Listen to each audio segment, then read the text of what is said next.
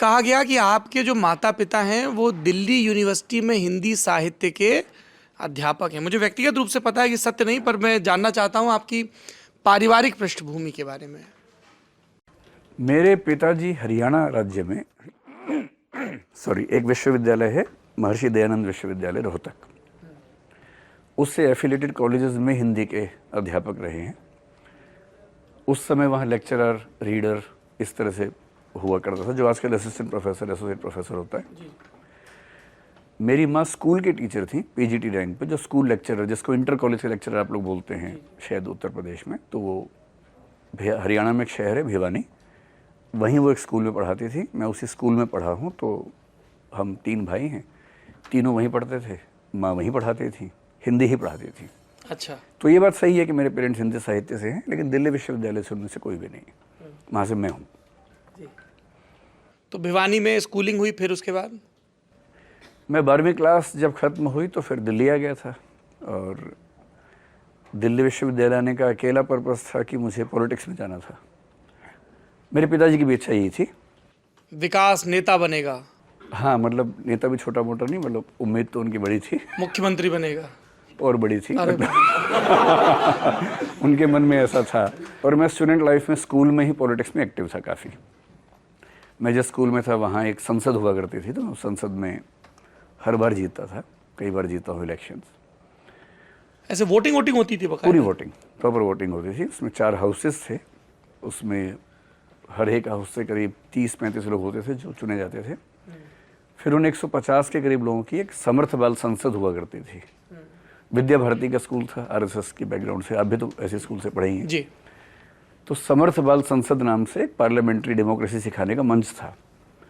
तो चारों हाउसेस से करीब 30-40 लोग उसमें हुआ करते थे, 150 लोग कुल होते थे। फिर उसमें इलेक्शंस होते थे जिसमें 150 लोग वोट डालते थे।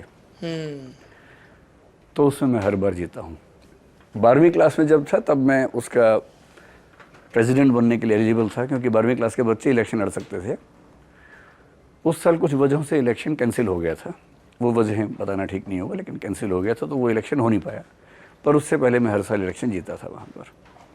तो मेरा एक्सपीरियंस था पॉलिटिक्स का। तो वहाँ वो वाले वाउचर बांटते थे आप लोग जो डीयूम बंटते हैं, डीजे नाइट? उतने तो नहीं, लेकिन हाँ, पहली बार मैंने बांटे थे वहाँ पर।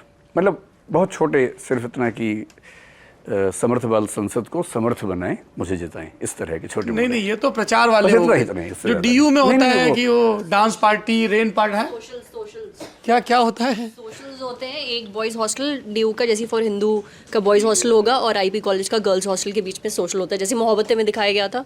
अच्छा, अगर हमें वोट दोगे तो हम ये करवाएंगे? नहीं, वोट मांगने के लिए क्या क्या करते हैं? वोट पाने के लिए वाटर पार्क लेके जाते हैं, बाहर ट्रिप कराते हैं, क्योंकि मेरे जब कॉलेज में हुआ था। हाँ, पंजाब में क्या होता है? गोवा ट्रिप। तो आप भिवानी में 11वीं कक्षा में क्या प्रॉमिस कर रहे थे अपने वोटर्स को? वहाँ ये सब ना तो होता था ना हो सकता था, क्योंकि आप जिस स्कूल में पढ़ते हैं उसका भी तो माहौल होता है ना जी। तो वहाँ सिर्फ ये था कि एक पार्लियामेंट्री डेमोक्रेसी की बेसिक ट्रेनिंग देने की कोशिश थी। हाँ। तो उसमें स्पीच होती थी, इलेक्शन स्पीच होती थी, उसमें आप अपना जो एजेंडा है वो रखते थे। जैसे मेरा एजेंडा हमेशा स्पोर्ट्स को लेके, डिबेटिंग, इन एक्टिविटीज़ को लेके ज़्यादा रहता था। पढ़ाई में मैं बहुत औसत किस्म का विद्यार्थी रहा हूँ, तो वो मेरा एजेंडा कभी था भी नहीं, बाकी रहता था। तो वो प्रैक्टिस थी ही। और मेरे पिताजी की बड़ी दिली ख्वाहिश थी कि घर से एक बच्चा पॉलिटिक्स में जाए। मैं सबसे छोटा था, हरकतें भी ऐसी थी। तो अकेला उनका एजेंडा ये था कि मैं दिल्ली विश्वविद्यालय में आऊँ, एबीवीपी ज्वाइन करूँ, दूसरे प्रेसिडेंट बनूँ, फिर कुछ और बड़ा करूँ।